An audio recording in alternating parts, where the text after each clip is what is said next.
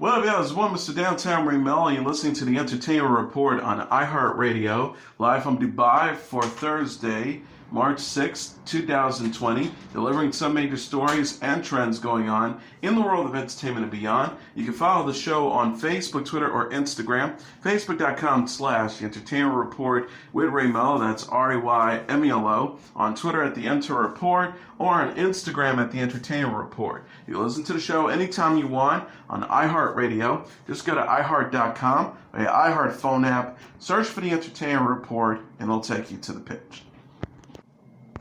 The new James Bond film, No Time to Die, starring Daniel Craig, has been delayed until November, the official Twitter account for James Bond announced on Wednesday. The action film will be released in the UK on November 12th, and worldwide releases to follow, including the US on November 25th.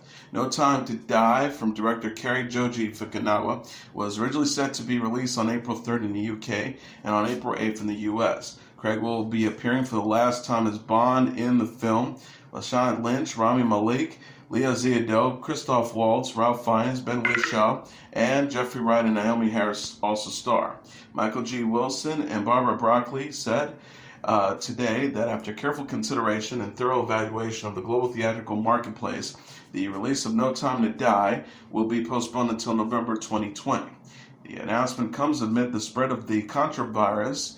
Movie theaters across the globe have been closed down, including China, Italy, and France. Filmmaker J.J. Abrams and his Bad Robot production company are working on the supernatural western called The Pinkerton. Variety said no details about the plot for the Warner Media movies has been released yet. F9 scribe Daniel Casey wrote the screenplay for The Pinkerton, the Hollywood Reporter said. Casey and Abrams previously collaborated on producer Abrams' 2016 thriller 10 Cloverfield Lane. Alan Pinkerton opened the Pinkerton National Detective Agency in 1850 and provided security for U.S. President Abraham Lincoln and industrial age leaders. Bad Robot has produced Westworld, Alias, and Lost for television, as well as the films Cloverfield, Star Trek Into Darkness, Mission Impossible, Ghost Protocol, Mission Impossible Rogue Nation, Mission Impossible Fallout, Overlord, Star Wars The Force Awakens, and Star Wars The Rise of Skywalker. The 2020 edition of New York Tribeca Film Festival will include 115 films from 33 countries.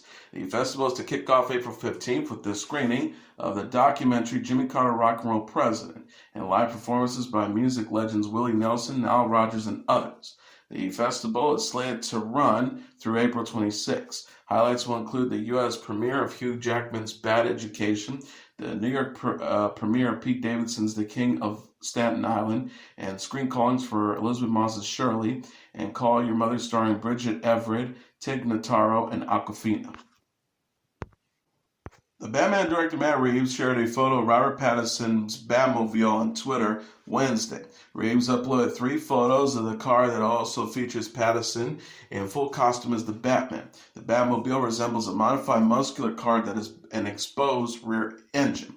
The design is a departure from previous Batmobiles that have appeared on film, including Ben Affleck's more comic book-like car from Batman vs. Superman Dawn of Justice, and Christian Bale's military-grade tank-like vehicle from the Dark Knight trilogies.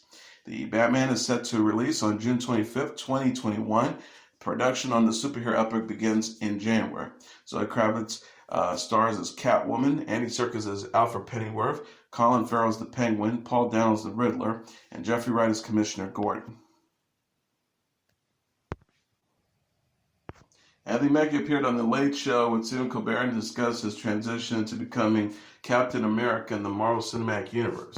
Mackie, who is known for portraying Marvel hero Falcon, was given Captain America's shield by Chris Evans in 2019's Avengers Endgame. The story of Falcon's journey into becoming the new Captain America will play out in the upcoming Disney Plus series The Falcon and the Winter Soldier, which also stars Sebastian Stan as Winter Soldier.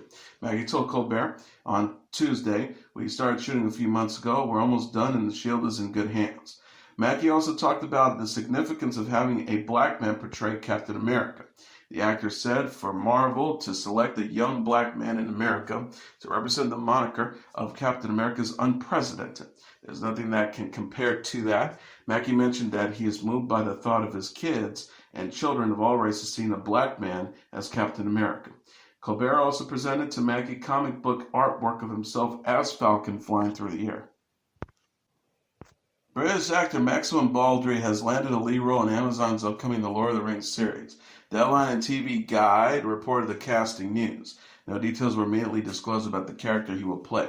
J.D. Payne and Patrick McKay will write the series, with J.A. Bayona to direct multiple episodes in New Zealand.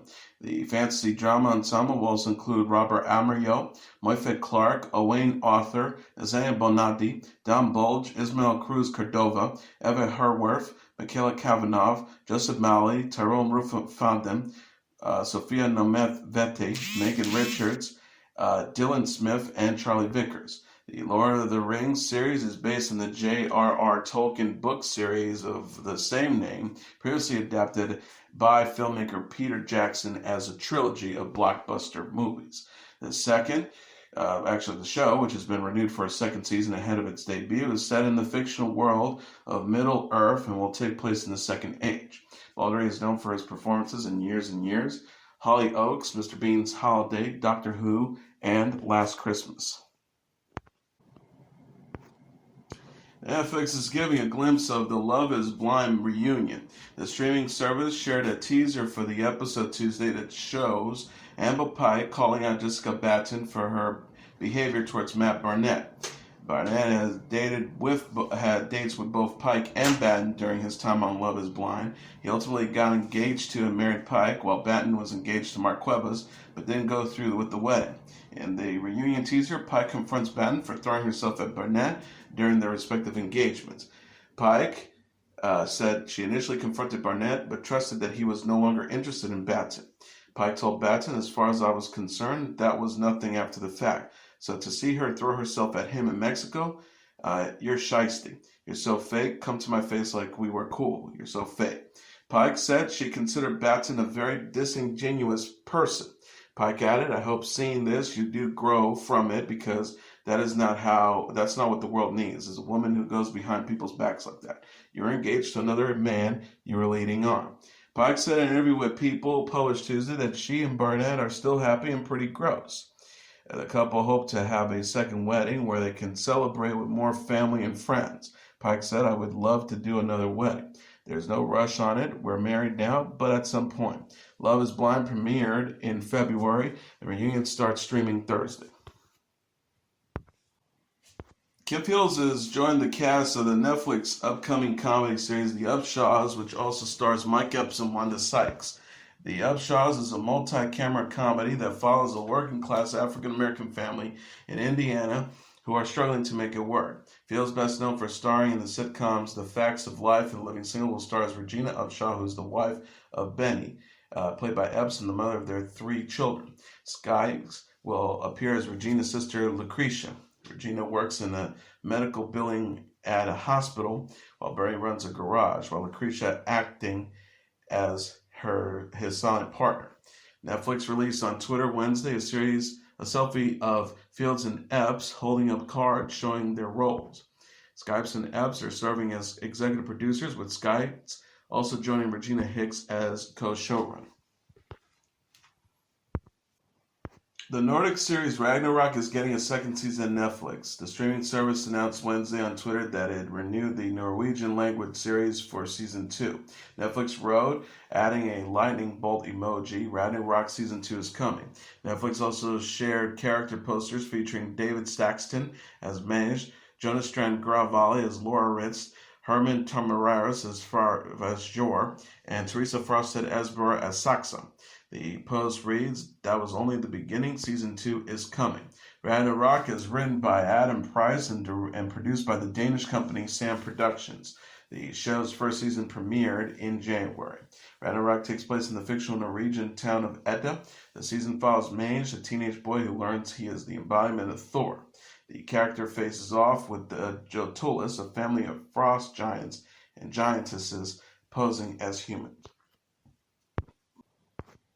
A jury on Wednesday decided that former public television host Tavis Smiley violated his contract after accounts that he sexually harassed 6 women who worked for him. The jury in Washington, D.C. determined that Smiley had acted counter to the morality clause in his contract with PBS, which prohibited on-air talent from participating in public behavior that would negatively affect the employee or the network. The network said in a statement Wednesday, "We're pleased with the jury's decision. PBS expects our producing partners to provide a workplace where people feel safe and are treated with dignity and respect. It was important for us to ensure that the courageous women who came forward were able to share their stories and that we continue to uphold the values and standards of our organization." During the 6-week trial, 6 women testified that Smiley pressured them for sex or told lewd jokes. Smiley said that he had intimate relationships with 2 of the women, but denied using his position as their boss to threaten them and say any jokes he told were innocent and not intended to offend. Smiley's self-titled program, which had appeared on PBS from 2004, was suspended in 2017 as the networks investigated the allegations, and he was ultimately terminated. He adamantly denied the allegations and sued PBS for $1 million, stating the network fired him without proof of allegations. PBS then countersued for $1.7 million, stating Smiley owed them wages for a season of the show that never aired.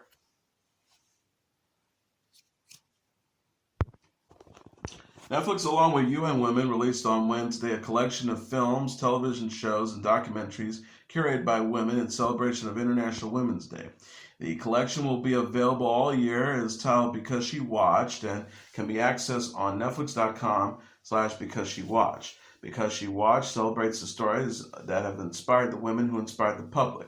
Lana Condor, Millie Bobby Brown, Eva DuVernay, Selma Hayek, Sophia Loren, Janet Mock, Yalitza Aparicio, Lori Nunn, and Petra Costa were among the 55 women who were selected for the collection.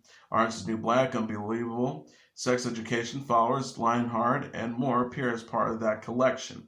The UN Women's Deputy Executive Director, Anita Bhatia, said in a statement, "This collaboration is about taking the challenge of telling women's stories and showing women in all their diversity. It's about making visible the invisible and proving that not only by fully representing and including women on screen, behind the camera, in our narrative overall, society will truly flourish." Jeopardy host Alex Trebek released a video message for fans on Wednesday to give an update on his battle with stage 4 pancreatic cancer. The video was released onto the official Jeopardy Twitter account. It has been 1 year since Trebek announced his diagnosis. Trebek says in the clip that the 1-year survival rate for stage 4 pancreatic cancer patients is 18%, a marker he had just reached. The game show host says there were moments of great pain, days where certainly bodily functions no longer function, and suddenly massive attacks of Great Depression that made me wonder if it was really worth fighting on.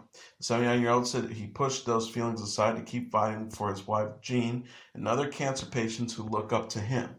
Trebek says that the 2-year survival rate of stage 4 pancreatic cancer patients is 7%, but that his oncologist is certain that he will be celebrating his 2nd anniversary of survival next year. Trebek concluded, "If we, because of many of us are involved in the same situation, if we take just one day at a time with the positive attitude, anything is possible. I'll keep you posted." Trebek said in December he has rehearsed what he will say for his final goodbye on Jeopardy! Genesis is reunited for a new tour in 2020. The group shared plans Wednesday for the Last Domino tour of the UK and Ireland. Genesis members Phil Collins, Tony Banks, and Mike Rutherford will be performing with longtime tour guitarist bassist Daryl Struttenmer and Collins' son Nick Collins on the drums. The band tweeted, "Genesis is delighted to announce that at Tony Banks Music, at Phil Collins Feed, and at hashtag Mike Rutherford will be touring in the UK in 2020. The tour begins November 16th in Dublin, Ireland, and ends December 11th in Newcastle, England. Tickets go on sale Friday at 9 a.m. UK time. The Last Domino references Genesis' 2-part song Domino, released in 1986. The tour is the band's first in 13 years. The group last toured together on its Turn It On Again tour in 2007. Sandler will be honored with the ASCAP Founders Award on April 28th during the 37th Annual Pop Music Awards. The American Society of Composers, Authors, and Publishers announced on Wednesday. The Founders Award is given to songwriters and composers who have made contributions to music by inspiring fellow music creators. Sandler, who has been a member of the ASCAP for 28 years, is known for comedy songs and for releasing 6 musical comedy albums, including the hits They're All Gonna Laugh at Me and What the Hell Happened to Me throughout his career. The actor and comedian has also developed songs for his films The Wedding Singer and 50 First Dates, among others. Sandler made headlines when he performed a tribute to his late friend, fellow comedian Chris Farley, on his Netflix comedy special 100% Fresh. Paul McCartney, Notorious B.I.G., Sean Combs, Stevie Wonder, Patti Smith, Dr. Dre, Tom Petty, Gene Simmons, and Paul Stanley of Kiss, and more have previously received the ASCAP Founder Awards. The 2020 Pop Music Awards will be taking place in Beverly Hills. The ASCAP chairman of the board and president, Paul Williams, said in a statement, Adam Sandler is a giant of comedy, and so many of his most hilarious on-screen moments are based in music and songs. From Opera Man to the Hanukkah song to Grow Old With You, Adam's genius ability to seamlessly blend comedy and music helps us all appreciate the wonders and absurdities of life and love. ASCAP is honored to recognize Adam Sandler for his singular contribution to the comedy music canon. Here's the top 10 songs on the Billboard Hot 100 sales charts for the week of March 7th. Number 10, Louis Capaldi with Someone You Love. Number 9, Maroon 5 with Memories. Number 8, The Weeknd with Blinding Light. Number 7, Tones and I with Dance Monkey. Number 6, Arizona Observers with Roxanne. Number 5, Dua Lipa with Don't Start Now. Number 4, BTS with On. Number 3, Post Malone with Circles. Number 2, Future featuring Drake with Life is Good. And the number 1 song on the Billboard Hot 100 sales charts for the week of March 7th, Roddy Ricch with The Box. And that was your entertainment report for Thursday, March 6th, 2020. I'm your host, Mr. Downtown Ray Melo. I'll be back on Monday to deliver some major stories and trends going on in the world of entertainment and beyond. You can follow the show on Facebook, Twitter, or Instagram. Facebook.com/The Entertainment Report with Ray Melo. That's RAYMELO. On Twitter at The Enter Report, or on Instagram at The Entertainment Report. You can listen to this episode or any previous episodes of The Entertainment Report anytime you want on iHeartRadio. Just go to iHeart.com or your iHeart phone app. Search for The Entertainment Report, and it'll take you to the page. Everyone have a great weekend. Good night, and God bless you all.